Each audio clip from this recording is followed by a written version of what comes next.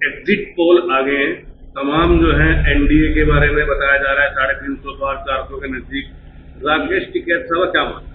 देखो, हमने तो पहले कहा था जिस देश का राजा ज्योतिषी और तानाशाह होगा तो एग्जिट पोल वाले क्या कर लेंगे? वो भी तो वही कहेंगे कि राजा की जबान जो उन्होंने कह दिया उसकी कौन काटने वाला है भाई। जब पहले ये 400 से पार कह रहे तो इसका मतलब प्लानिंग पहले से तैयार होगी।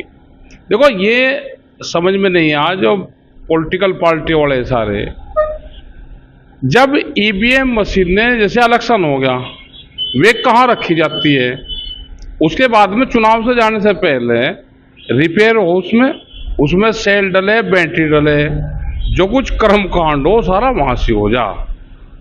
कौन सी मशीन कहाँ जानी वो सब लिखत पढ़त में सब जा। कौन सी मशीन कहाँ जानी, कितने उसमें जातीय समीकरण है, क्या कहाँ का माहौल है भाई। जब हमारा मोबाइल हमारे से बगल कोई कंपनी वाला भी नहीं खोल सकता तो ईवीएम मशीन को कोई देख सके? वो सब पहले ही सेटिंग बाजी सब हो जाती है इसमें। तो चौधरी साहब, आपका मानना ये है कि जो तमाम भाई सब कुछ है, हमने तो यहाँ विधानसभा में देखा, आपने भी देखा जहाँ पर बढ़ोत महाम है, यहाँ पर देखा, यहाँ पर तो उस टाइम पे तो जो जीते हुए कैंडिडेट थे वे आ रहे सहारनपुर में, यहाँ पे बिजनौर में, उसमें 80 से 90 सीटें जीती थी विधानसभा में और 255 के सर्टिफिकेट दिए थे। तो ये यहाँ पे है ईवीएम और ये एग्जिट पोल वाले क्या कर लेंगे? लगातार जो एग्जिट पोल कह रहा है कि ये तीसरी बार जो आगे, इसमें आपको फिर साफ साफ धांधली नजर आ रही है क्या?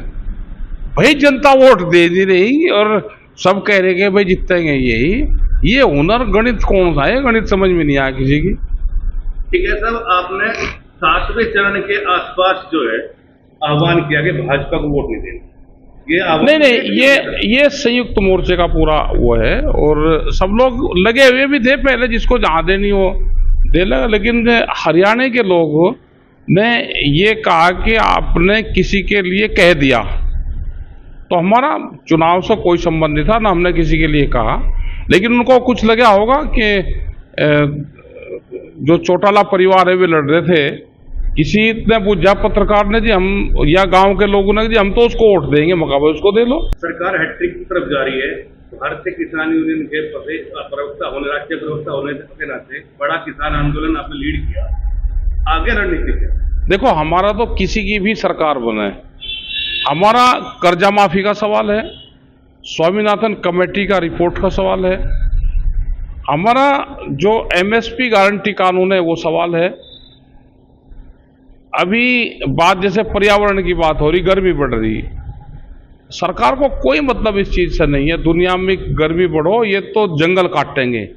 हमारे यहीं के पेड़ लगे, जंगल बचे, जो आदिवासियों की पूरी लड़ाई है वो लड़ाई लड़ेंगे हम। हर स्टेट के जो इश्यू होंगे वहां पर सरकार किसी की भी हो, स्टेट और सेंट्रल स्तर पर लड़ाइयां लड़ी जाएगी।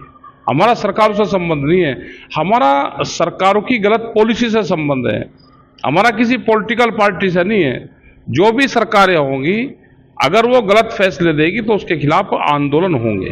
पॉलिटिकल पार्टी का आपने जिक्र किया, आपके आंदोलन में सक्रिय रूप से सहभागी रहने वाले जयंत चौधरी आज सरकार के पाले में, संभवतः मंत्रिमंडल में भी होंगे। हाँ, चले जा भाई तो भागते भूत की लंगोटी सरकार की, जिसके हाथ तो लग जा भाई कब्जा ले उसे तो। लेकिन अधर्म में छोड़ के ये क्षेत्र तो पूरा, इस क्षेत्र के भरोसे पूरा देश है। जैसे हरियाणा के लोग हैं, हरियाणा, उत्तर प्रदेश के कुछ बेल्ट, राजस्थान की, दिल्ली के लगभग 300-400 किलोमीटर के राउंड अप, ये अगर संगठन मजबूत रहेंगे यहाँ पे, देश के किसानों के भाग्य का फैसला इन्हीं क्षेत्र से होता है। नहीं, संभावित सरकार में जयंत चौधरी शामिल होते हैं तो किसानों के भले की कुछ संभावना भाई करवा दे, भला करवा दे कुछ।